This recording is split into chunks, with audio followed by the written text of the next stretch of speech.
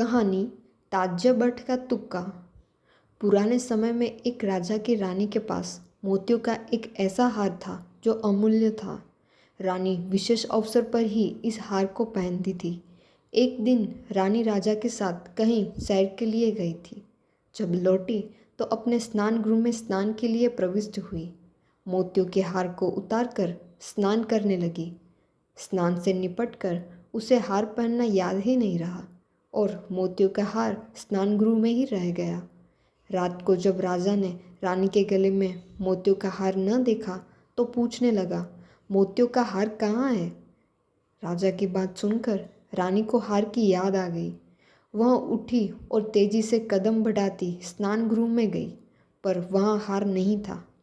उसकी सांस रुक सी गई। स्नान गृह से आकर राजा से कहने लगी कि मोतियों का हार किसी ने चुरा लिया है। यह सुनकर राजा बहुत ही अशांत हो गया और रानी के होंठ सूख गए। वह केवल हाथ मलने लगी। इसके पश्चात राजमहल के सभी दास दासियों तथा अन्य सभी कर्मचारियों को तलाशी ली गई। महल का एक एक कोना छान मारा गया, पर मुक्ताहार का कहीं पता भी नहीं चला। दूसरे दिन राजा के कारिंदों दोबारा मुक्ताहार ढूंढने लगे, पर किसी ने इसकी चोरी का जिम्मा नहीं दिया। 2-4 दिन और ढूंढने पर भी रानी का यह हार नहीं मिला। रानी ने इस गम में खाना पीना त्याग दिया। उसने खाट पकड़ ली। उन्हें मंत्रियों और दरबारियों से सोच विचार करने के बाद पूरे राज्य विशेषकर राजधानी में घोषणा करवाई गई कि जो मुक्ताहार का पता लगा के देगा उसे मालामाल किया जाएगा और खलतीशाही भी दिया जाएगा। इससे भी रानी के मुक्ताहार का कहीं पता न चला। राजा के हर कार्य, सजुवाल, पुलिस के अधिकारी और गुप्तचर मुक्ताहार को बरामद करने के लिए भी जी जान लगा रहे थे, पर सब व्यर्थ।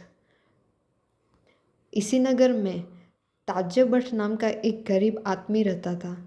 वह बहुत मेहनत मशक्कत करता था, पर फिर भी अपने परिवार के लिए 2 जून रोटी ही नहीं जुटा पाता था। वह बच्चों को न पूरा खाना खिला सकता था और न तन ढांपने के लिए पूरे वस्त्र ही जुटा पाता था। अभाव ही उस गरीब का भाग्य बन गया था, जिससे वह बहुत तंग आ चुका था और अब किसी न किसी बहाने शरीर त्याग देना चाहता था। उसने भी रानी के हार और पुरस्कार मिलने संबंधी घोषणा सुनी थी। उसे लगा कि जीवन से मुक्ति पाने का यह अचूक अवसर है। राजा द्वारा करवाई गई घोषणा के फलस्वरूप कोई भी सामने नहीं आया कि वह हार ढूंढ निकाले। 1-2 दिन बीत जाने के बाद ताज्य भट्ट बिना पत्नी के कहे राजा के दरबार की ओर चल पड़ा। महल के पास द्वारपालों ने उसे रोका, पर ताज्य भट्ट ने उन्हें कहा कि वह राजा को रानी का हार ढूंढ देने के लिए राजा से मिलना चाहता है। राजा तक सूचना पहुंचाई गई। उन्होंने आज्ञा दी कि इस व्यक्ति को तुरंत मेरे सामने उपस्थित किया जाए।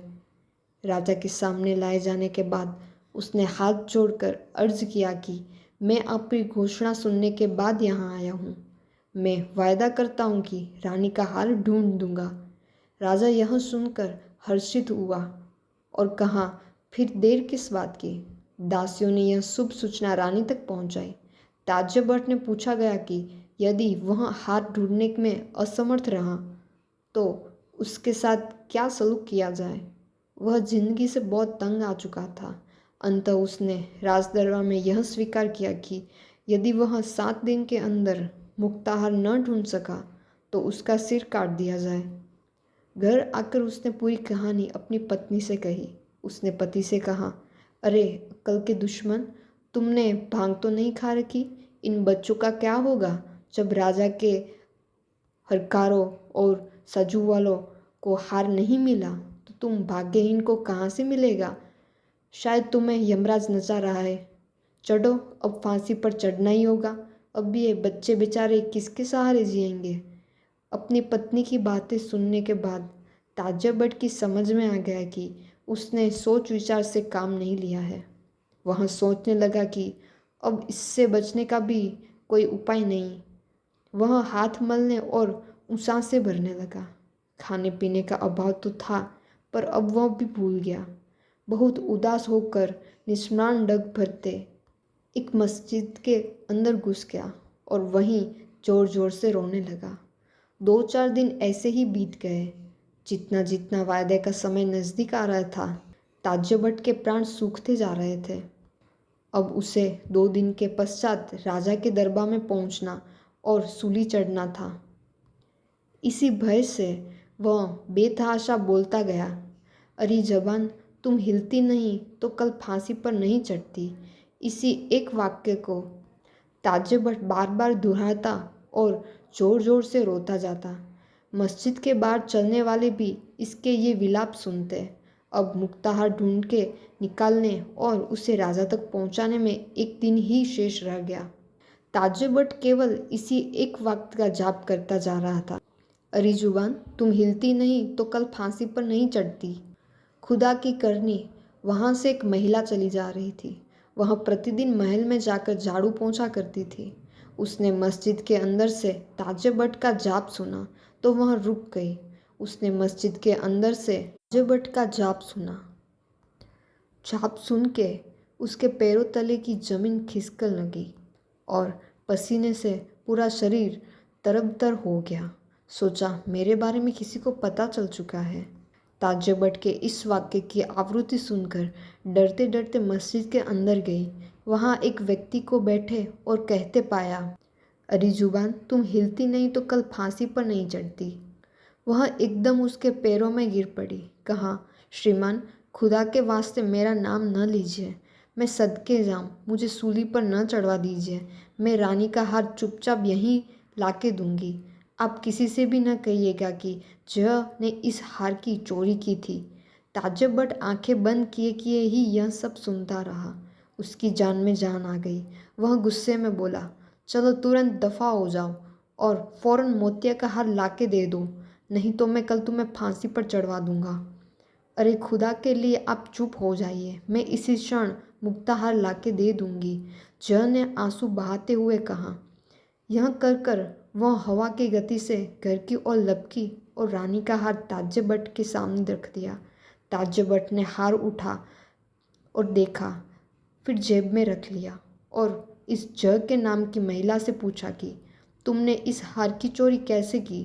वह बोली, श्रीमान, क्या कहूँ, मन में कुभावना आ गई। मैंने रानी के कमरे में झाड़ू पोंछा किया और उसके पश्चात उनके स्नान गृह को साफ करने लगी। वहीं इस हार को खूंटी पर टंगा पाया। मेरा मन ललचाया और शैतान मेरे अंदर घुस गया। मैंने हार को खूंटी से उठाकर अपनी जेब में हवाले कर दिया, पर आपके सिवा इस चोरी का किसी को पता नहीं। अच्छा, तुम अब यहाँ से चली जाओ। अब मुझे यह चोरी के बारे में झूठ बोलना पड़ेगा और राजा से भी झूठ बोलना पड़ेगा। जय ने घर की ओर जाने के बाद ताज्य भट्ट को विश्वास ही नहीं आ रहा था कि मुझे रानी का वह मुक्ताहार मिल गया जो राजा के सजावुल भी ढूंढ न सके। मस्जिद से बाहर आकर वह घर गया और बाहर से ही ऊंची आवाज़ में पत्नी से कहने लगा, अरे खाने के लिए कुछ तैयार किया है कि नहीं? भूख के मारे मेरा बुरा हाल हो रहा है। वह बोली, हाँ, कल तुम्हें सूली चढ़ना है ना, इसलिए भूख ज़्यादा है। अरे कल मुए, तुमने इन बच्चों की खातिर भी कुछ न सोचा? ताज्य भट्ट ने कहा, अरे आज ताज्य भट्ट का तुक्का लग गया। देखो मेरे हाथ में क्या है, यही है रानी का मुक्ताहार। जब उसकी पत्नी ने उसके हाथ में दीप्ता मुक्ताहार देखा तो उसे विश्वास ही नहीं हुआ कि यह सचमुच ही रानी का वही हार है, और क्या इसे मेरे पति ने ही खोजा है। वह फूलकर कुप्पा हो गई। ताज्य भट्ट ने कहा, अब हमारे दिन फिरे। अगले दिन ताज्य भट्ट कमरे में से तलवार लेकर कमर में बांधकर राजा के दरबार में हाजिर हो गया। राजा के सामने आकर अर्ज करने लगा, राजन, रानी का हार वास्तव में किसी मनुष्य ने नहीं उठाया था, बल्कि एक कौवे ने स्नान गृह के गवाक्ष से उठाकर ले लिया था। यह नहीं पूछिए कि मैंने यह हार कागज से कैसे प्राप्त किया। राजा ने जब मुक्ताहार देखा तो उसकी आंखें बाँझी खिल गई। ताज्य भट्ट के घोषणा के अनुसार पुरस्कार और शाही खिलत ही नहीं दिया, परंतु उसे दरबार में एक ऊंचा मनसब भी दिया गया।